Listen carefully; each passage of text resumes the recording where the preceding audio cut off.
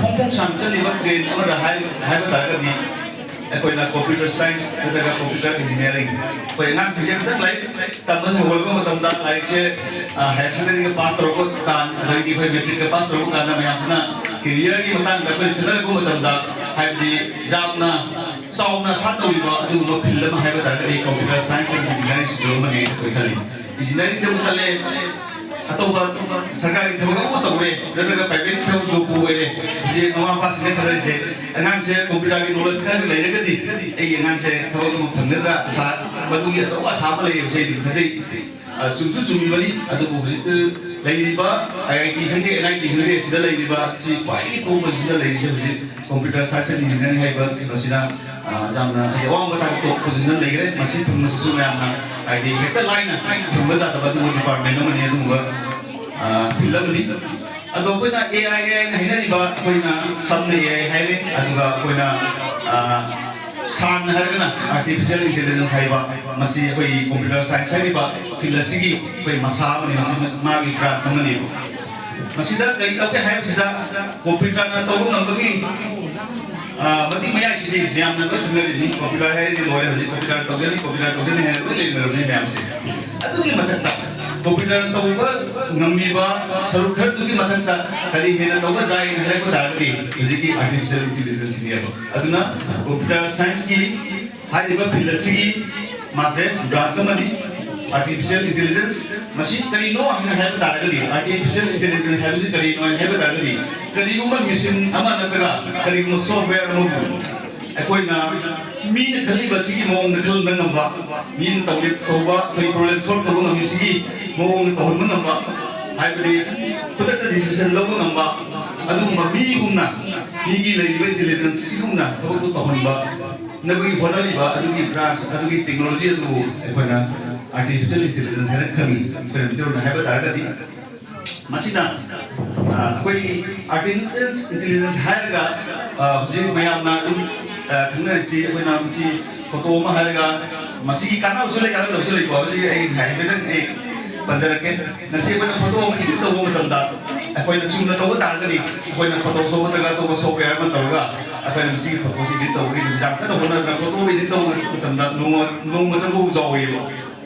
अदु एआई से माइ तो बेसी कोई न फोटो से तक हतन होगा आई तोरी की मोंग सी मोंग दा जाम न लाइन मतम अले को न मन दा कोई न फोटो सी एडिट तो ngamba करिबा वॉइस मुरु अतोबा हाइबदी नसी दिपा पंजर वइसे को दुपि फजन तो थोप ngamba जा काइ तो थोप ngamba अदु बस सॉफ्टवेयर सिनरी से कोइ ना एआई ने हल्ली अदु आइना खुद को ना हाबे तारगदी कोइ ना जाम तो न फंगबा अते तो कोइ ना खलु गसु अतो बसे न खलु गसु कोइ ना सिनरी बा कंप्यूटर सिदा मोबाइल सिदा अंगाम सिंता को कोइ मोबाइल सिदा कोइ ना कनि मो पोट ना आइना गूगल सर्च तो गूगल से सर्च हिनी असि गूगल से आइना रिपोर्ट सर्च तौरे आइना हाले एआई है से करिनो आइना इन सर्च तौर मतंदा आइना पाइ मोबाइल से अदु स्मार्ट वे हदि मसी एआई ने को बन मरुना अदुनि मरम तुम मरगी मनुंगा मसाइ की एआई सी मरुंदा रिलेटेड कोइबा पोस्ट तो थ्रो के फेसबुक सिदा अदुनि मते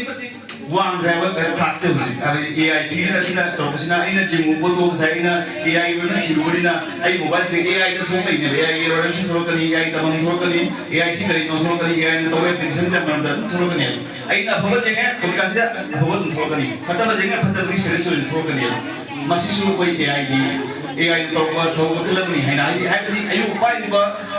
मोबाइल की कुछ तक नहीं पाम ऐसे मोबाइल से है फिटिंग की ना मधुरी पोस्ट कोई नोटिफिकेशन पिरकवा अदु थोर पनिया सिसु एआई की जाम चोबा खुदा मम्मा अकोइ न जाम लाइन खंबा जाबा अदु खुदा मनी अदुगा नाक्सिन खुदा जाबा ना अमना अकोइ एआई ने हारगा आर्टिफिशियल इंटेलिजेंस जे इन सहाय न मांग परगिदि करिगुंबा सॉफ्टवेयर नत्रगा मिशन नमबु अकोइ मीना तौबा खल्लिबा डिसीजन लौरिबा प्रॉब्लम सॉल्व तौरिबा से असिगी मोंगदा तहनदा बहनरिबा टेक्नोलॉजी दो कोने एआई ने खंगे हाइसे अदो एआई से मखल क्या नो हाइसे मखल हन तुम दरकार तारे एआई से मखल हम थुमलै होजि बोकदा कोना आर्टिफिशियल इंटेलिजेंस मखल हम थुमलै हाम दाबना नेरो एआई है नेरो एआई से कोना स्पेसिफिक थबगा मा तौबै तमता प्रोग्राम तौगा एल्गोरिथम थोगा कोना कोडिंग इरगा पुथोपा सारी सॉफ्टवेयर अदु पार्टिकुलर स्पेसिफिक सॉफ्टवेयर से बन narrow AI na kami koi khudam mo na halang targa di ko na uji iPhone na sinari ko Siri na Siri na software na apps na kamay tong kahit sida ako na kana ko mima ay mobile sa zaw iba kana mo karte ba ina phone tong ngam matamda ay na mangmanda ay na voice ay na to bani order ti na hi Siri call ozang ba hai sa ina ay phone sida ozang ba ina set to le mo di ma na dum na call ba ni abo masiga ina siriga mail ga mo to magi mo ta di masiga specific koi masa koi Google assistant lady aduga koi meta mai ni lady ba koi ngi ba pun hanga ga ko pira kai ba da ChatGPT ga lady ba se koi na any question ba koi na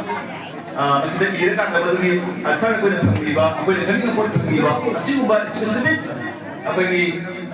थबक मगी programme तौरी बात उम्र AI से कोई narrow AI निकला कोई quick AI ने कर लिया कोई सी तौरी कोई ने जेती बिजी है तो कि मतलब कल ले खते दिबा AI से कोई ना क्विक AI मतलब नेरो AI ने कर लिया अदुगा अनी सुबह इसना कोई जनरल AI ना जनरल AI से अपन तुम स्ट्रॉन्ग AI ना है मसी कोई भी हुजी बस मसी लोइद्री मसी हुजी को लोइद्री मैं है ना जो रोबोट प्ले रोबोट ना वाले ये रोबोट ना रेस्टोरेंट की कोई करोगी बोंगा शॉर्ट तौरी अदे रोबोट ना थोड़ा याम तौरी है से हुजी लोइद्री मसी लोगन नंबरी मसी थियोरेटिकल कोई बाबारी नहीं पूरा क्वेश्चन नहीं नंबरी यूं ना तौरी तो थोड़ा उसे तौबा एनी टास्क इंटेलिजेंस टास्क सब तो हम नंबर की प्रोग्राम तौरी से कोई ना जनरल AI ना कोई स्ट्रॉन्ग AI दा मधुरी मनुष्य चलती है असी बहु लाइने अदुगा पाई अहुम सुबसिनी पाई संतिरिसि अहुम सुबसिना रिवोल्यूशन लाकी मतंदा कोई युएबो गुनारि सुबसि सोलोको जापि चांचे जामवांगनि हाइबदि बदिन कोइ सुपर AI ने खंगनि सुपर AI हबसिनि मसिगा कोइ हाइपोथेटिकल कोइ लकनि से लातुसिनि मसि कोइना रोबोट सार खंदा मदुगि रोबोट नो कोइ खलियो समायना खललगा वखन खललगा मान मतो बोर मै इन्वेस्ट कोइ इन्वेस्टमेंट तोरपो नमपा मोय नमु खलक्तना मिदे कोइ नि हाइसि मायुक्ता करि तौबो जाबो खंदे अब खंदे दुगि मोंदा तोरपो नमपगि मति लेबगि मदुगि प्रोग्राम मदुगि एल्गोरिथम से कोइना सुपर AI ना खंगने मदु हुजिकि मदु थियोरेटिकली फुल्ली मदु थियोरेटिकली हुजि बोकदा मदुगि थबक से प्रैक्टिस हेबा जाय अदुबो नसाइकि नेरो AI से थबक कोइना फुल्ले अदुगि मतुंदा कोइ साइ स्ट्रॉन्ग AI नत्रगा जनरल AI से हुजि थबक कोइना चखले अदुबो असि बोकदा हुजि बोक लोइद्रि मदुगि स्टेशन दा लई अतो कोइ नि खतना बनि AI से कोइ मिद्रि अब हदक से तार कोइ खतना बनि अब एस हदक सबसिडी सबल बनि AI से खन दिसिदा जाम ट्रेन उले पाइटर जाम नन थ्रोपा हदक नि सिदा थ्रोपा सिमाल या अदु अदुन ते AI से मा थोकि बसिदि 1956 दा AI से फोंगरे अदुगा फदरो AI से खनिन दर फदरो AI से खनिन द्रगासिन AI जो मनि बात लुन खनिन द्रगाम जॉन मैकार्थी है कोइ USA की mathematician ada become computer scientist masih high di pasina masih AI se matung juga 1956 matung namanya matung algorithm putra matung di program apa hobro aduh matung AI ini sih nakom ada teknologi sih nah yang fast orang pak juga punai ini apa civilization sih dari masih teknologi sih yang fast orang beri nama matung application matung di machine nakom jadi lagi masih proses bentuk nomornya untuk pun nomornya aduh sih betul betul komputer di dunia betul IT मतलब नहीं ना मुझे seat number की form में हम थोड़ा सा मासे सीट रखना माना सीट तो बुंगा मिसे मागी करना बसे या करना मिसे नहीं नौ है बता मासे थबक मा जाम जाम तो बुंगा मगी मतिंग ले ले मामोंदा डिसीजन मा जाम लोगों न मगी मामोंदा करो ले मधु की मतिंग ले ले आई बनी ट्रैफिक कंट्रोल ता AI तो वो ट्रैफिक कंट्रोल ले बता रहा है ना गाड़ी में सोले लाख तार के सुमान अच्छा लाख तो मान खला करने बना सी गाड़ी से लाख डिसीजन खाने को ले डिसीजन लोगों न मगी मतिंग ले ले अदुगी मतुंदा लोन नमगु रिकॉग्निशन तौबा निगी नमाय नि नमिगु रिकॉग्निशन तौबा मदु नमबगी माउंदा मतिंग लई अदुगा थबग मजाम जानना कोइ अहोंग कोर्स थबग म तौबगी मतिंग लईबा मसी मागी कानाबा मागी नाइता मागी बेनिफिट्स ने आमनी AI नि अदुगा कोइ एप्लीकेशन दा कली कली दा रोज स्क्रीन दिगे है हम बता कदी जाम क्रिटिकल होइबा करोदा एप्लीकेशन है बता ले कोइ ना हेल्थ सिंगरी वाला एक बर्सिंग में जापानीज तो बर्सिंग वाला है भी सी मिसी चाहिए क्या कहते हैं कैसा रखो जाए सी मिसी चाहिए क्या कहते हैं सुअर रखो जाए है सुअर जितने तो बुना बगी मतलब जापानीज तो बुना बगी मतीन ले रहे हैं उसी की आशीना है अदर तक नहीं ada sisu hanya mi misi data zaman lalu orang tu nang nongala pun dari saya nongala pun yang exercise kau nangi nong magi rutin saja kalau mana hai kami nang mana masih misi kita saya boleh pun tak bisa nanti hai misi karena hai kami hai kami misi kita hai misi kita main hai kami itu na health care ni dalam sudah masih vaksin na misi kami sini dari ada yang betul tak education lain sini petang kita sini dari lain sini petang kita hari sini jadi mikir lagi bawa yang sini lain sini petang kita sini berapa aduh application tadi aduh ini hendak tu na uji kali question laku jai mamang ni question sing ki aku ni analysis tak boleh aku dah lihat aku question je aduh ini nak check kita particular university magi madui chahi aduh ki kalau kalau si magi question sample si kali mana aku nak high umur dalam tu tu ni Padu thor pun sedap kan lain dengan access tu orang ni question laku itu hendak dari laku jai kasih kita hendak besar mau macam dia padu ki proposal dah dapat macam ni apa padu na Jadi karena besi magai mata tak terjadi. Masih aku nak besi jam nak cina saya kerja udah laga. Boleh prompt engineer masih anu boleh mereka. Karena tapi dah prompt engineer aja karena tapi dah.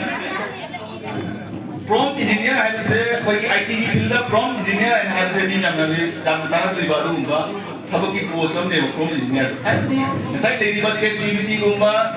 AI software sih kemana prompt tu boleh. Kemana high grade boleh. Ini hendak karena question mah jelaga cuma asal kumang ya. Aduh gini macam mana karena mau nggak question yang enggak. Madu ya sumber jalur semua madu kayak sih. Madu bi engineer kamu tu prompt engineer. Hai tu kerja ni mana AI tu prompt tu. Madu tu training tu kerja kau tu hai tu kerja jago dia. Mana dulu tu kerja mau nak prompt tu soal lagi. Soal dia soal lah kita dia kau ni berapa tu ni prompt tu kan dia. Masih itu semua ni. Aduh ini hendak kena apa sih traffic control. Ada di AI sih mungkin aku ini sama hari dah jamna. Ani amat thak terke hoga, nama amat thak ini nuclear ni, anu tu dah thak itu mungkin kena se AI sih ni apa.